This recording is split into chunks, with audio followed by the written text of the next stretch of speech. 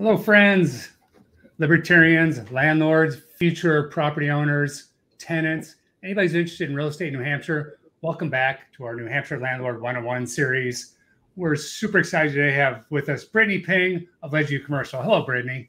Hi, Mark. Thanks for having me back. Remind the viewers what Ledgeview Commercial does, what kind of services you offer, and how many units you have under management.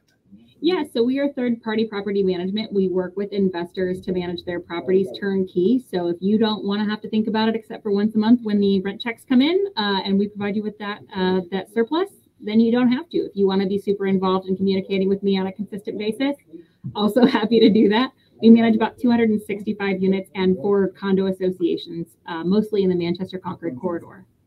Well, you guys do a great job. I can attest to that. Even though I'm in the real estate business and have owned a number of rental properties over the years, I do not like being a property manager, even for my own properties. So for my places in Manchester, I always hired Ledgeview Commercial to collect the rent, take care of the paperwork, take care of the bureaucracy, and you guys do a great job. So thank you for that. Yeah, thank you. Our topic today is on short-term rentals in New Hampshire.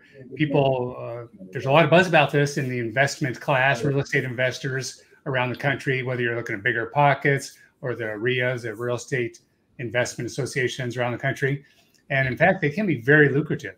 We're talking about houses or apartments or yurts that you can put in, let's say, VRBO, or most notably Airbnb. So let's talk a bit about that. I don't know if your company manages short-term rentals. Do you bother with that? No, so we don't do short-term rentals, and it's for some of the reasons that we're talking about right now. So we don't have a rooms and meal license.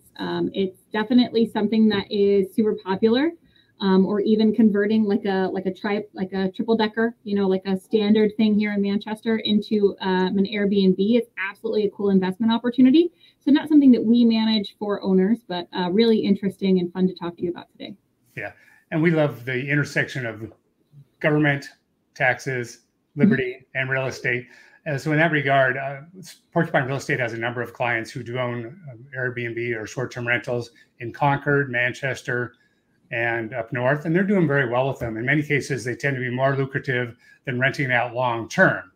But of course, it's a lot more management intensive, and typically these are people who live on site or the next door over, so they can go every day and clean up.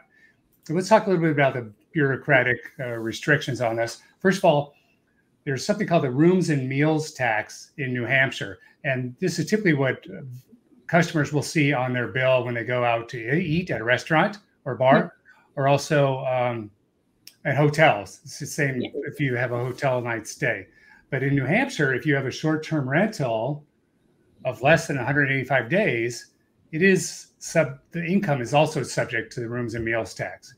Yes. And what is remind me what the amount is so on that? It's 8.5%. So it just got decreased. It was 9%. The past 2 years, it's now been 8.5%. And I believe that there are even more intents to advance the decrease of the room and meals. But the state doesn't differentiate between if you're like providing a residence in a hotel versus if you're providing a residence through a short-term rental like a VRBO, Airbnb, rooming house, something like that. They consider it the same thing. Okay, that's right.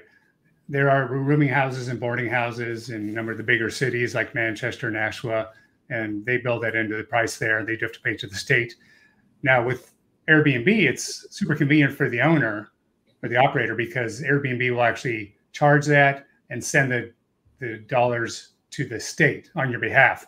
So that's all seamless as part of their charge. But you still have to apply for a rooms and meals tax license with the state and have that in place before you start renting it out through Airbnb or VRBO.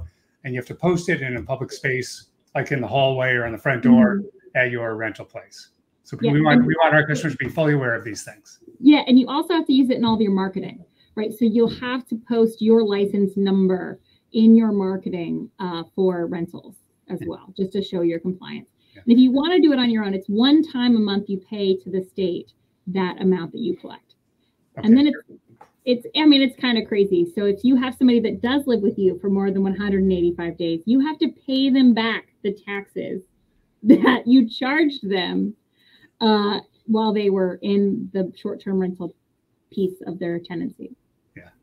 So the meals and rooms tax license does last 2 years. You have to renew it every 2 years. And this is just another hint for some of our landlord friends and clients.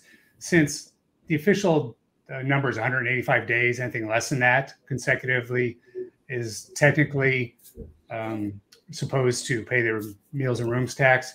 Ideally, you want your leases to be 6 months or 185 days to avoid that. There is no state tax on longer term rentals.